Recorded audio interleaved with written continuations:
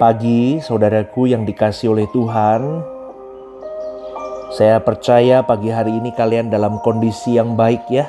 Di dalam penyertaan Tuhan, bangun dengan tubuh yang segar. Amin, saudaraku. Saudaraku yang dikasihi oleh Tuhan, walaupun kita pelayanan di gereja, aktif di gereja, setiap hari ke gereja, tapi tahukah saudaraku, kualitas hidup kita tidak ditentukan oleh itu semua.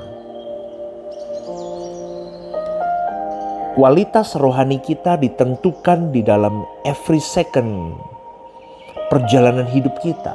Setiap detik perjalanan hidup kita.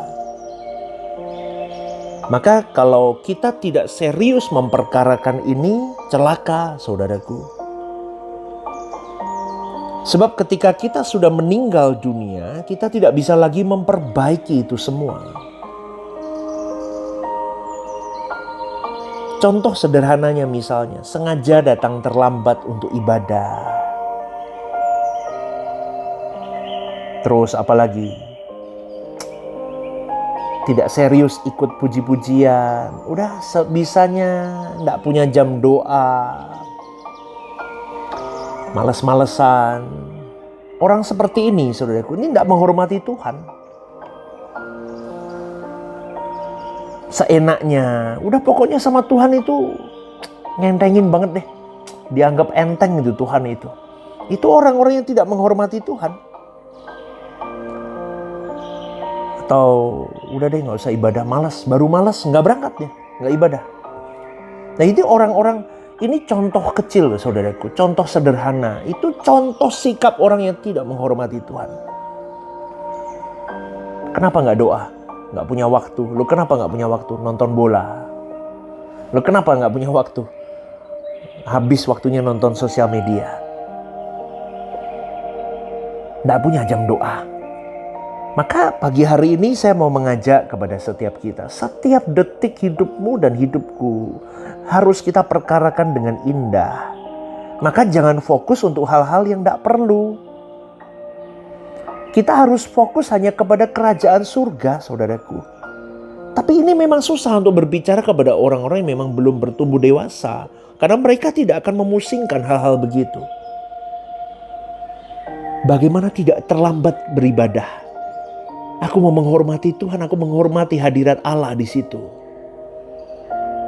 Bagaimana aku berpakaian?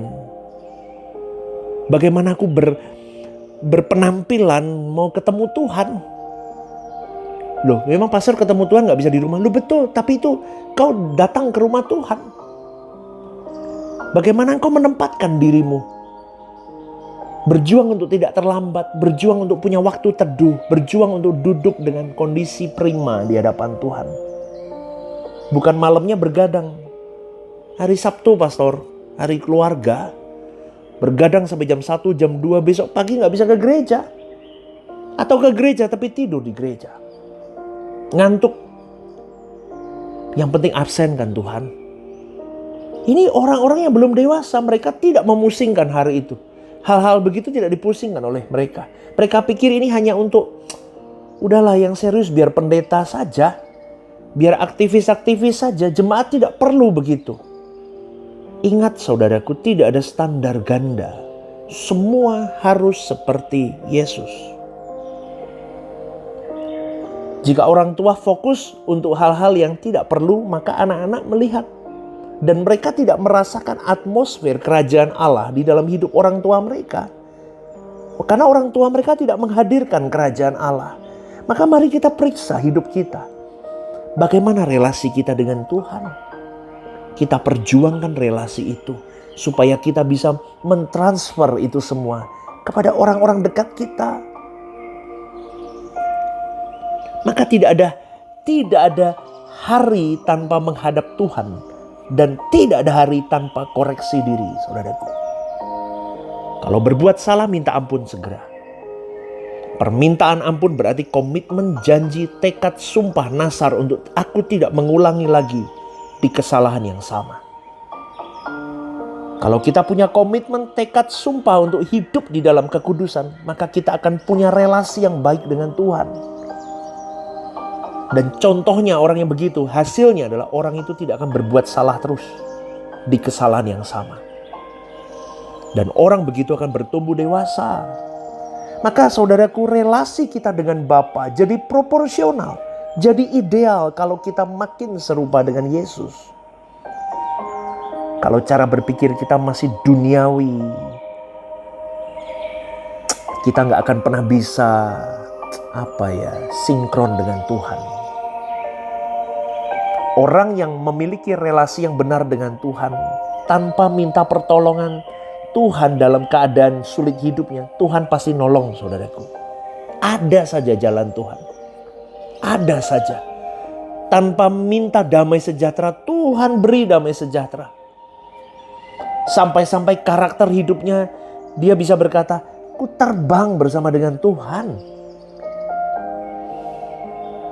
Karakter itu semakin sempurna.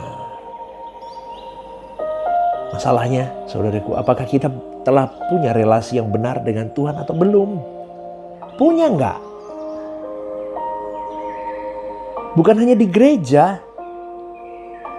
Relasi kita harus benar-benar setiap detik hidup kita. Kita mau bertobat. Kita mau kembali ke cara hidup, gaya hidup, kebiasaan hidup yang berjalan bersama dengan Tuhan. Kita harus punya tekad itu. Kita harus sampai di titik nekat. Kita sampai di titik tanpa batas untuk Tuhan. Sampai kita punya hubungan yang terus menerus, yang tidak akan pernah habis. Yang tidak akan pernah putus. Dan terkonek terus sampai akhir hidup kita. Meskipun kita belum sempurna. Tapi Bapa mengerti perjuangan kita untuk saudaraku, kalau seperti kita ini punya koneksi gitu ya. Kita berjuang untuk terus memancarkan koneksi kita untuk mencapai frekuensi surga. Semoga Anda memahami ini. Sampai kita tuh terus sampai kita memperbesar sinyal kita. Sinyal kita itu diperbesar, saudaraku. Sampai kita ketemu dengan frekuensi surga. Memperbesar sinyal itu dengan kekudusan hidup, lepaskan percintaan dunia, terus terbangun menghormati Tuhan, step by step. Diubahkan karakter kita, pikiran kita, perasaan, kehendak, paradigma. Terus bagaimana kita berucap, bagaimana kita bertindak, diubah terus. Itu sinyalnya tambah hari tambah gede, tambah hari tambah nangkep sinyal surga. Aduh, saudaraku, itu yang harus kita kejar. Amin, ya. Seperti seorang anak yang belum sempurna, orang tuanya tahu. Orang tuanya terus membimbingnya. Dalam kekurangan, kesalahan, ketidaksempurnaan, orang tua tetap membimbing. Dia belum sempurna, tapi dalam ketidaksempurnaan anak yang belum cukup umur itu tetap sempurna sebagai anak. Amin, saudaraku. Tapi ketidaksempurnaan harus berubah menjadi makin sempurna. Maka jangan puas dengan keyakinan walaupun aku tidak sempurna, Tuhan menerima diriku. Betul, tapi sesuai dengan usia biologis. Maka usia rohani kita juga harus terus bertumbuh. Sehingga target-target Allah itu tercapai dalam hidup kita. Jangan gak apa-apa. Gak bisa, berjuang.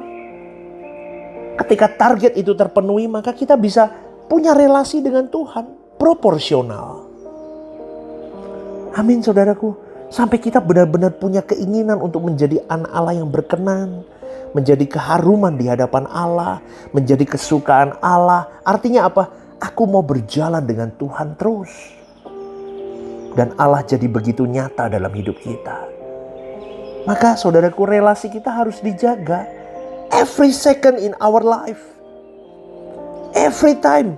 Every minute. Every day. Dalam hidup kita. Kalau ada hal-hal yang mengganggu keharmonisan relasi kita dengan Allah, harus segera dipangkas, saudaraku. Amin. Ya, maka kita harus tahu Tuhan itu tidak bisa membangun relasi yang proporsional dengan orang-orang yang lamban. Kau dan saya harus menjadi pribadi yang energik, ambisius untuk mencapai relasi yang klimaks dengan Tuhan. Relasi klimaks dengan Tuhan. Saya ulang sekali lagi. Ini kata kunci hari ini. Relasi klimaks dengan Tuhan di setiap saat hidup kita. Tujuannya apa? Supaya kita jadi keharuman di hadapan Tuhan. Jadi anak kesukaan Tuhan. Kalau kita jadi keharuman dan anak kesukaan Tuhan, Tuhan pasti mengistimewakan kita. Mau kan saudaraku diistimewain Tuhan? Wah, luar biasa dong. Amin gak saudaraku? Ya, maka kita harus berjuang di titik itu. Amin. Tuhan itu mau keadaan kita baik-baik kok saudaraku. Tapi kita tidak bisa berkeadaan baik-baik tanpa relasi yang baik dengan Tuhan. Amin. Ya, kita mau berjuang ya saudaraku ya. Selamat pagi. Renungkan hal ini. Tuhan memberkati. God bless you.